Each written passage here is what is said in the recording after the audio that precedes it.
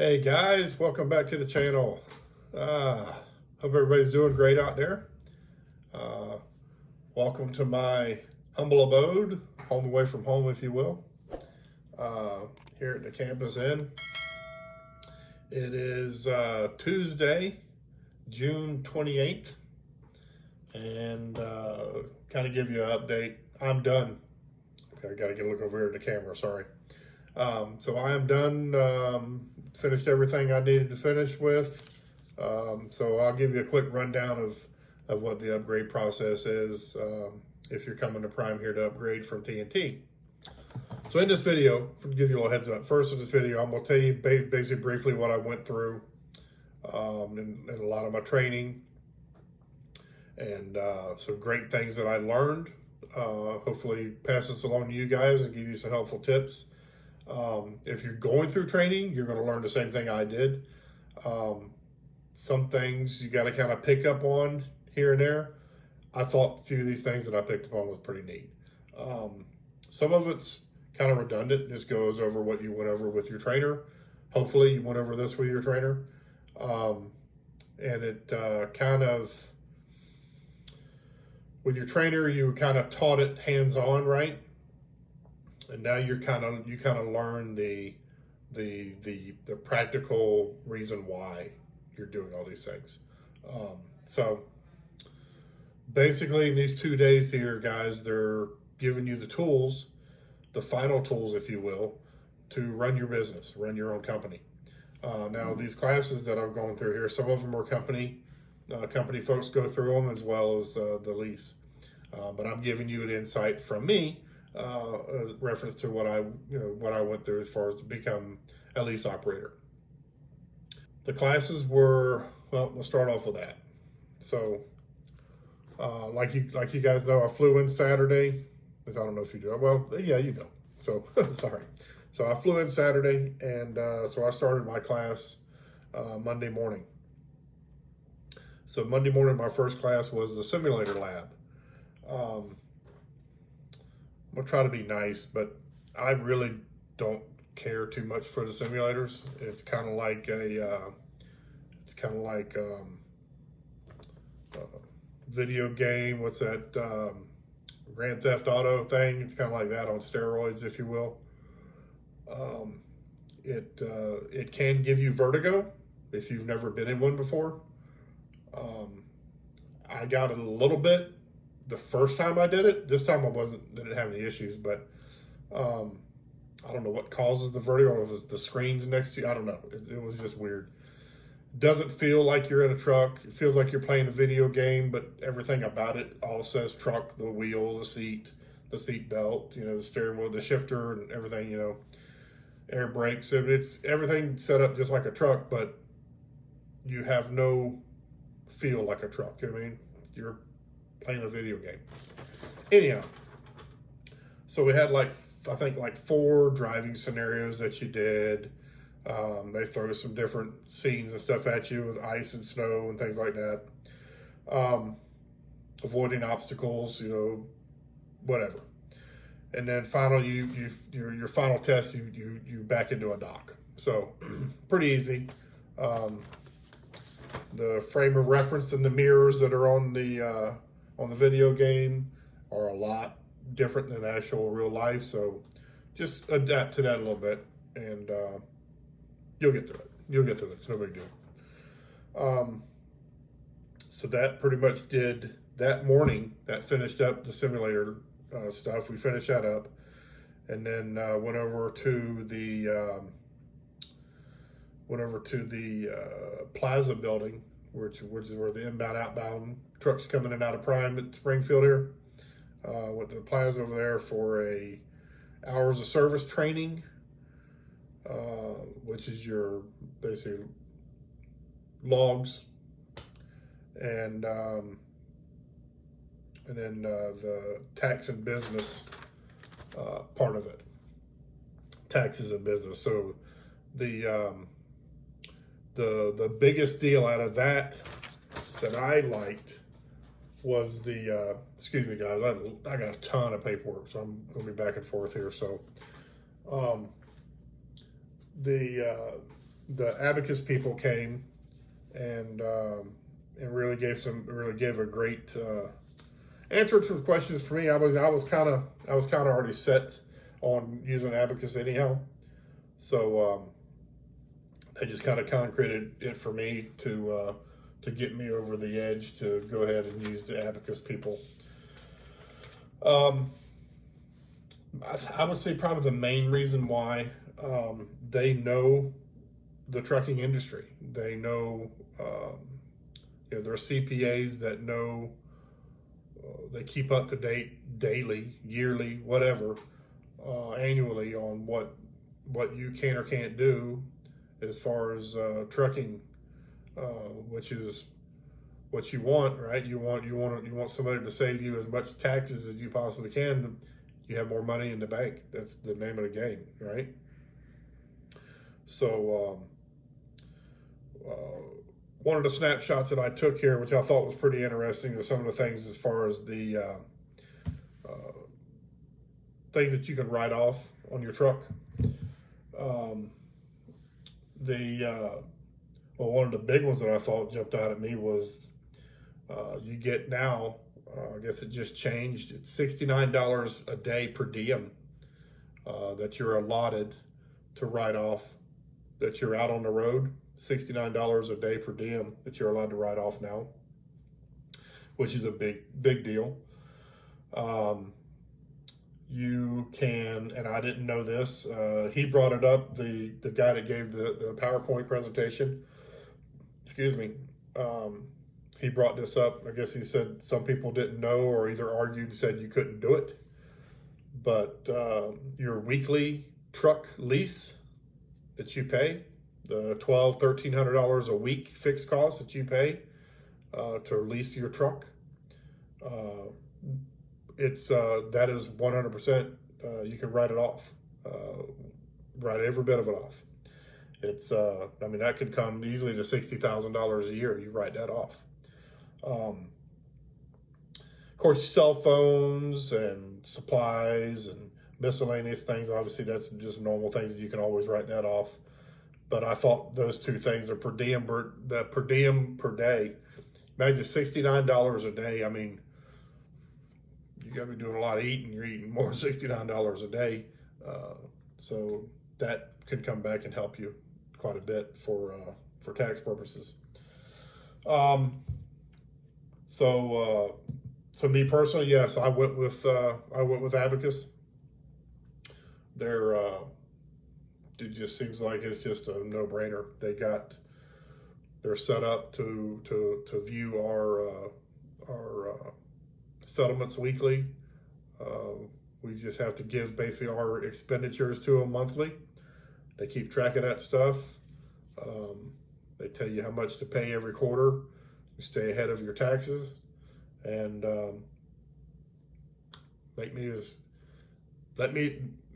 help me pay as least taxes as possible. And so one of the other classes we took, computer-based training that we had to do. And if y'all took those when you got here at Prime, some of them are kind of redundant. They make you do them again. Some again. Some of them are new, reference to leasing. Basically, you got to get those knocked out, get your classes done, so you can upgrade to the next step. So my last class that I had today was a slingshot class, which was pretty awesome.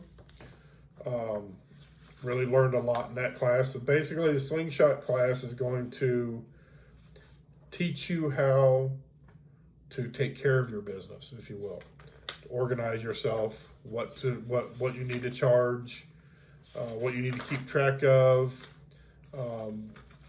taking care of your lumper fees, and we went over the fixed cost and budget. Obviously, we just talked about that as far as going over what it costs to run your company, what you're going to be obligated to pay when you're here at Prime, and I would imagine obviously this is not just a Prime thing. It'd be any trucking company out there. You're going to have a fixed cost, right? Operating cost, fixed cost. So just kind of know what that is and kind of keep that. That's really not going to change. The biggest ones that's going to change is going to be Fuel, right? Fuel is going to be a big one. It's going to change. That's a big one there. So I'll get back to that fuel in just a minute. But another one, which I kind of had a question about, but it was brought up today, was the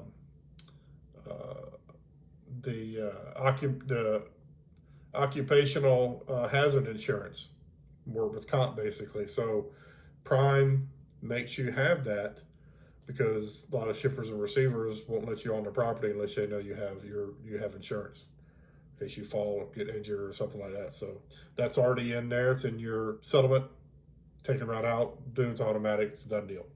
I don't know if I would assume other companies are using this too, but Prime is using a fuel optimizing system, basically, that of course they monitor your trucks. They know everything about your truck. They probably even know what you're doing in the truck. They didn't say that, but they probably do. Anyways, but they can monitor. They know how much fuel you have in the truck. So with that, they can base off of when you do a trip plan, and you do it is a macro 27. So when you do a macro 27, so basically what that's going to give you is fuel stops along the route. So they're going to base your fuel off of, say, wherever. Say you're in Georgia and you need to go to Ohio. So the states you're going to go through, the fuel optimizer is going to basically find the best stops along the route, the cheapest stops along the route, if you will, and how much fuel you need to get from stop to stop to stop. But they're not going to run you out of fuel. So they're going to run you down to a certain amount, I think it's 80 gallons, maybe 50 gallons, so that you'll have enough to, when you get to the shipper, or get to the receiver, doing your load, and you'll have enough to go to your next destination, or at least go get fuel if you need. So it's another great tool to help save us money when we're out here running the roads. Now, I'm giving you a very standard, uneducated version of this. So when you go through the class, you're going to get a lot more thorough example than what I'm giving you. I just thought it was neat, so I just want to talk about that roughly. All right, guys. Here's another one I want to end off with. A few things here. So, things that you need when you come to Prime, and if you're going to be leasing, things that you should, if you can, try to get them set up, right? If you're going to be upgrading, all right. These are things you should probably try to get set up on your own. Try to get your LLC if you can. Your LLC, I can only speak for myself through the state of Florida. Setting up the LLC, I believe, is like $150. You go online. First, you search to see if the company name that you want to use is not being used already. If the company name is not being used, you go in, submit your application, fill out all your information in there, pay your fee, and boom, got your LLC. You wait for your paperwork and whatnot, you got your LLC. After that's done and you're ready to get started, I did this before I came up here, which you can do, and they can sit dormant, but you want to get your EIN number. Go on the Social Security website, it's free. Go in there and get you an EIN number for your company. Excuse me, doesn't cost you anything. So once you get that done, go to your bank, and you want to set up a business and a savings account. Business savings, business checking account. That's what you want to have done, set up, boom. Get a debit card in the business name, credit card in the business name if you can. If not, get a credit card that you're going to use for the business, right? That way, everything you use on that credit card or whatever that can be pulled up and go, all right, that was just for the company only. That way everything's isolated. You're not having to, share credit cards or share debit cards or whatever. It's all separated. The biggest thing with the checking company or the checking, your settlements are going to be deposited into that business account, right? So when you deposit that money in that business account, you're going to draw from that money 25%, whatever your tax preparer tells you to do, 25%. You're going to pull that out and put it into your savings business account. Okay, you'll put a little more for emergency fund. You can, but you'll put that aside. Okay, and in every quarter, they're going to send you a bill or send you an email or whatever and let you know that here's the amount that you have to pay this quarter for taxes, the estimated amount. Okay, you go online, pay it, boom, you're done. If you try to mail that thing and mail certified mail or with your money order check or whatever, that sometimes that thing can go 6-8 weeks, trying to get Social Security to get your payment in, and by that time it's late, right? So go online, do it online, it's done. Now, if you come up here without any of that, you don't have the LLC set up, you don't have a company, you don't have anything, you don't have the EIN number yet, Abacus can do that for you. They can. Just know that there's going to be a fee. Their fee that they charge. So if you're a single member enrolled in the services there already, it's $350, right? And if you're not enrolled with them, it's $450. Multi-member LLCs can go anywhere from $550 to $650. That's for like team guys or whatever. If you and your buddy or you and your family member or whatever are getting into a partnership together, that's if they set it up for you. Okay. Then they offer $150. For $150, they do an annual registration fee. Well, in the state of Florida, it's called an annual report. Okay, you have to do an annual report with the state of Florida, which costs, I believe they charge, I want to say $130, $150 a year. And I looked it up to see what it was all about. I'm thinking, what's this annual report? It literally is a page that you go on. You put all your information in, your company information, blah, blah, blah, blah. Are you still in business? Yes. And then, boom, click here, add your payment here, and you're done. You have to do that every year. States, they want their money. They're going to get that money. You're operating a business out of their state, they're going to get their money every year from you. So why not do that yourself? Why pay somebody else to do it? That's just what I'm saying. But if you can't, you want to have somebody else to do it, they'll do it here, and they'll deduct it weekly out of your settlements. Instead of hitting you all at one time, they'll deduct it weekly.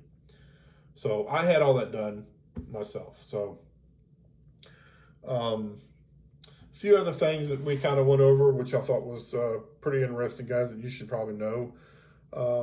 Some items on the truck that you might want to think about getting. Get a clipboard. Clipboard, like a storage clipboard. There's some of you seen it with, some are made out of plastic with a clip thing on the top. Pretty, it's kind of thick. Some are aluminum, whatever. But anyways, get a clipboard storage thing. That way you can put all your bills and your bill of ladings and all your paperwork in there that you're going to be using weekly. Use that to hold that. Also get yourself one of those, either a 6 month, do a 6 month or 12 month, those accordion little file cabinets you can throw in the truck somewhere. You want to keep at least 12 months of your bill of ladings and all your paperwork that you get. Okay. Basically, your bill of ladings and everything you're getting paid for that you're submitting to Prime after every load. Keep all that stuff. Like, it's getting ready to go to July, right? So we just left June. We're going to July. So if you already had one, say you already had one filled up for the year, you would take 2021 July out, throw it away because you don't need it anymore, and now you're going to start with 2022, right? For new July. And every week you put your paperwork in there, and you keep all that stuff. Keep it for a year. Make sure everything has been paid. You're going to be paid every week, but it's a good idea to kind of help to back up your prime, if you will, because you're also helping them out too, because you hold the originals. You scan their originals. You take scans of them and you send them off to Prime to be paid every week, right? Every day, after every load. But you are holding their originals.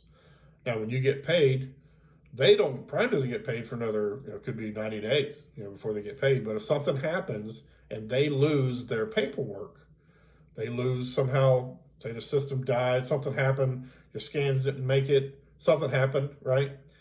You're backing up, helping Prime by holding on to the originals. And for what little bit of paperwork it is, holding on to it for a year is not a big deal. But after the year, everybody is 100% paid. Everything's been taken care of. You can toss it and start the move on the next month, or the next year, excuse me. So, all right. So let's see that. Get you some pens and a small notepad, the little yellow one that I showed you before, the little yellow notepad. I like those for trip planning. Whiteout, in case you make a mistake, you can do whiteout. Basic office supplies, basically, and anything you can use, anything you think that you might be able to use that help yourself out. Dry erase pens, if you want to ride down a road and write on the windshield, something that you need to know, if you're that way it's right in front of you. Dry erase, you can write right on the windshield. And exit number or something like that, just write it on the windshield and just wipe it right off when you're done. Let's see. That's pretty much all I wanted to go over, guys. Just want to tell you briefly of what I did this week.